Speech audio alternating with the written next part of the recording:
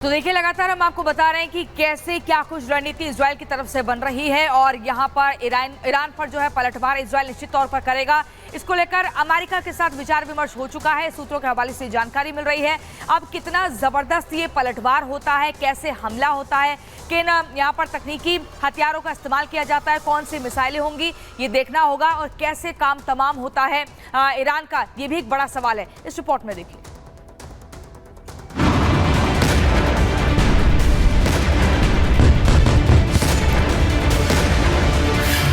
घुटनों पर आया हिजबुल्ला।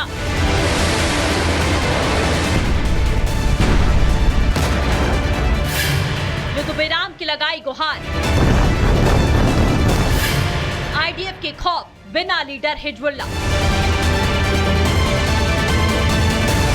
युद्ध विराम, युद्ध विराम, युद्ध विराम। इजराइल की मार से बिलबिलाया हिजबुल्ला, अब चाह रहा है सीज फायर। इजराइल की मार से करा रहे हिजबुल्ला ने लेबनान में युद्ध विराम के प्रस्तावों का समर्थन किया। हिजबुल्ला ने कहा कि बातचीत के जरिए युद्ध विराम का रास्ता खुला हुआ है। हिजबुल्ला के नईम कासिम ने अपने भाषण में कहा कि वो युद्ध विराम को लागू करने के प्रयासों का समर्थन करते हैं। ये पहली बार है जब हिजबुल्ला ने लेबनान इजराइल सीमा पर लड़ाई को रोकने के लिए गाजा में युद्ध की समाप्ति का उल्लेख नहीं किया। इससे पहले हिजबुल्ला की पहली मांग गाजा में सीज फायर की हो रही थी। कासिम ने कहा कि हिजबुल्ला लेबनानी संसद के अध्यक्ष नबी बेरी की लड़ाई को रोकने के प्रयासों का समर्थन करता है। कासिम ने अपने संबोधन में कहा कि हम युद्ध विराम के नाम पर बेरी की तरफ से की जा रही राजनीतिक गतिविधियों का समर्थन करते हैं। ये स्पष्ट नहीं है कि इस रुख में किसी बदलाव का संकेत है। एक साल के बाद जब समूह ने कहा कि वो गाजा में इजराइल हमास युद्ध के दौरान फिलिस्तीनियों के समर्थन में लड़ रहा है और वहां युद्ध विराम के बिना नहीं रुकेगा। ये बयान हसन नसरल्लाह की हत्या के बाद आया, जो दशकों में इजराइल के लिए अपने दुश्मन को दिया गया सबसे विनाशकारी झटका है। हिजबुल्लाह ने हाशिम सफीद्दीन को चीफ बनाया, लेकिन इजराइल ने हाशिम सफीद्दीन को भी मौत की घाट उतार दिया। अब हालात ऐसे ही कि कोई भी हिजबुल्लाह का चीफ बनने से घबरा रहा है। उन्हें डर है कि चीफ बनते ही इजरायली सेना का कोई मिसाइल उनके ऊपर कहर बनकर टूटेगा।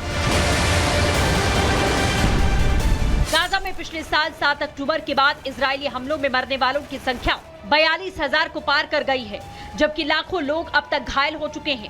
हिजबुल्लाह ने पहली बार सीज फायर की मांग क्यों की, इसका अंदाजा इजरायली प्रधानमंत्री बेंजामिन नेतन्याहू की इस ताजा धमकी से बखूबी लगाया जा सकता है। नेतन्याहू ने अपने ताजा वीडियो में लेबनान को कहा, अपने देश को हिजबुल्लाह से मुक्त करो ताकि लेबनान फिर से फल फूल सके। लेबनानी और इजरायली बच्चों की आने वाली पीढ़ियों को युद्ध के बारे में पता न चले और न ही रक्तपात का।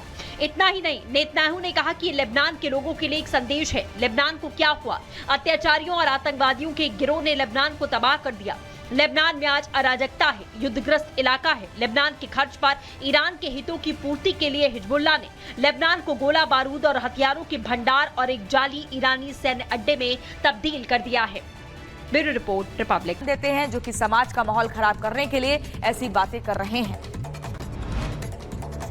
लाओस की यात्रा पर रवाना हुए प्रधानमंत्री नरेंद्र मोदी 21वें आसियान भारत समिट में लेंगे हिस्सा। फ्लोरिडा में तूफान के बीच पानी में फंसी बोट, भयानक तस्वीरें सामने आई। बोट को सुरक्षित स्थान पर पहुंचाने के लिए चलाया गया रेस्क्यू अभियान। अमेरिका के फ्लोरिडा में आया बवंडर, तेज तूफान की वजह से बिगड़े हालात। बवंडर की तस्वीरें सामने आई। अमेरिका के फ्लोरिडा में तूफान मिल्टन ने दस्तक दी। कई जगहों पर हुई हल्की बारिश। मौसम विभाग ने लोगों को अलर्ट किया। अमेरिका के फ्लोरिडा में बवंडर ने मचाई तबाही। तूफान की वजह से काफी नुकसान हुआ। तस्वीरें सामने आई। अमेरिका के फ्लोरिडा में भी मिल्टन तूफान से नुकसान पहुंचा। वहीं तेज तूफान के बीच हुई बारिश, स्थानीय लोगों ने बड़ी मुश्किलों का सामना किया। क्यूबा में भी तूफान मिल्टन ने तबाही मचाई। राजधानी के समुद्र तटीय इलाके में सड़कों पर पानी भरा। तस्वीरें सामने आई। ईरान के विदेश मंत्री अब्बास अरागची ने सऊदी अरब का दौरा किया। क्राउन प्रिंस मोहम्मद बिन ने भव्य स्वागत किया। तस्वीरें सामने आई। आपको बता दें, इजरायली सैनिकों का लेबनान पर ताबड़तोड़ हमला जारी है। आईडीएफ का दावा, हिजबुल्लाह के 500 से ज्यादा ठिकानों को तबाह किया है। कई आतंकवादियों का सफाया कर ढेर किया। इजरायली सेना ने वेस्ट बैंक की नबल्स में 4 आतंकियों को ढेर किया। मारे गए आतंकियों में से एक अल अक्सा ब्रिगेड का कमांडर बताया जा रहा है। इजराइल के हाइफा शहर के हदेरा में आतंकी हमला। बाइक सवार आतंकी ने कई राहगीरों को चाकू मारा। 6 लोग घायल हुए, 2 की हालत गंभीर। हिजबुल्लाह को लेकर इजरायली सेना का बड़ा दावा। हिजबुल्लाह ने पिछले साल 12,000 से अधिक ड्रोन, मिसाइल और रॉकेट दागे।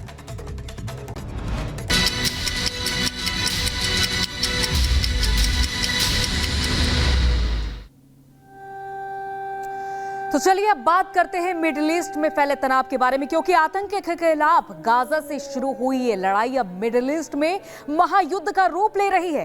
ईरान के मिसाइल हमले का जवाब देने के लिए इजराइल ने पूरी तैयारी कर ली है और इजरायली एक्सपर्ट की माने तो लेबनान में हिजबुल्लाह की कमर तोड़ने के बाद अब इजराइल ईरान पर अटैक करने वाला है।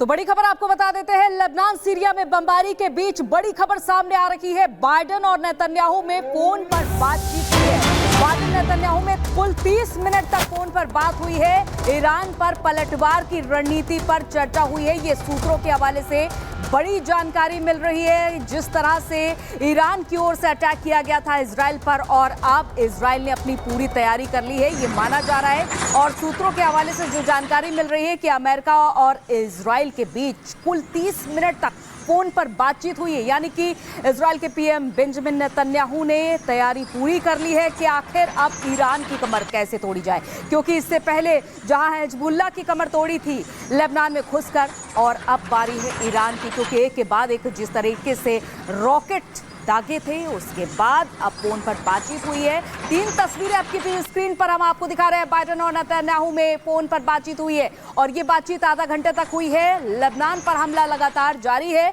इजराइल की तरफ से और ईरान पर भी अब अटैक की तैयारी में है इजराइल। यानी कि बेंजामिन नेतन्याहू ने पूरी तैयारी कर ली और वो आगे का प्लान क्या है ये देखना होगा।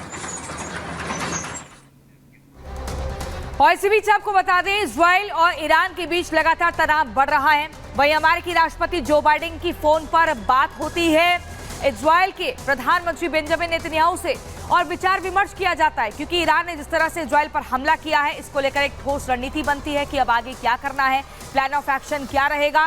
लेकिन इसी बीच सबसे खास बात यह है कि अमेरिका ने इजराइल को सलाह दी है कि वो यानी कि इजराइल ईरान के जो परमाणु ठिकाने हैं वहां पर हमला ना करे।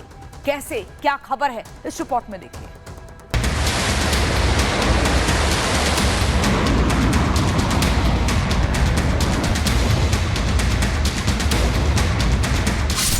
ईरान के खात्मे का प्लान तैयार।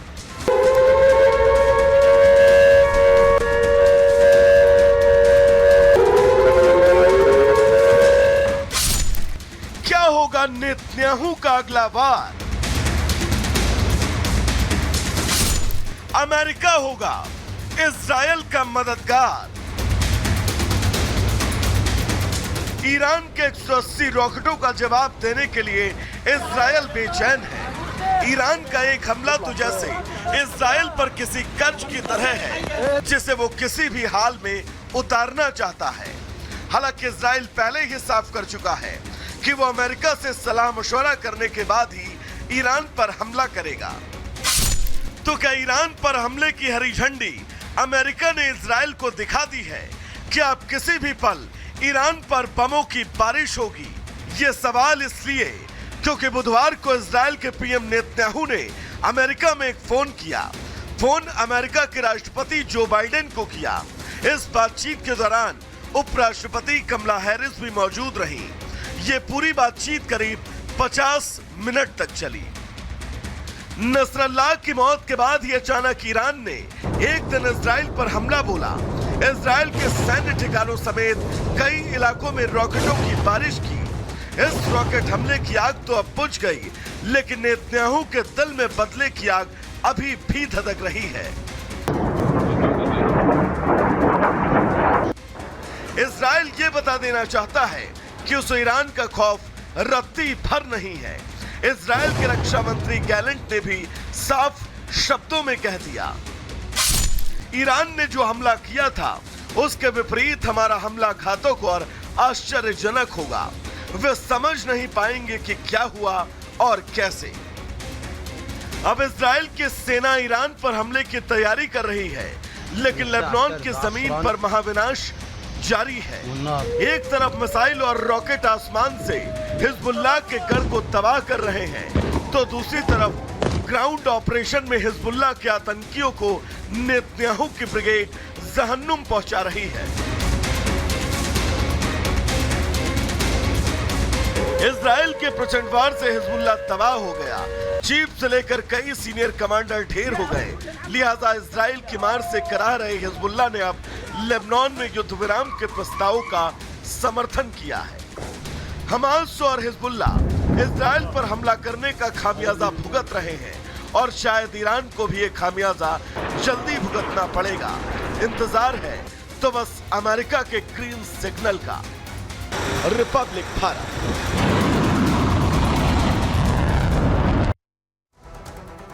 और देखिए अब आपको ग्राफिक्स